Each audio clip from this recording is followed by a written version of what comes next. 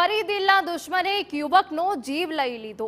ફરી અદ્રશ્ય દુશ્મન આવ્યો અને 6 જ સેકન્ડમાં ઉડી ગયું યુવકનું પ્રાણ પંખેરું।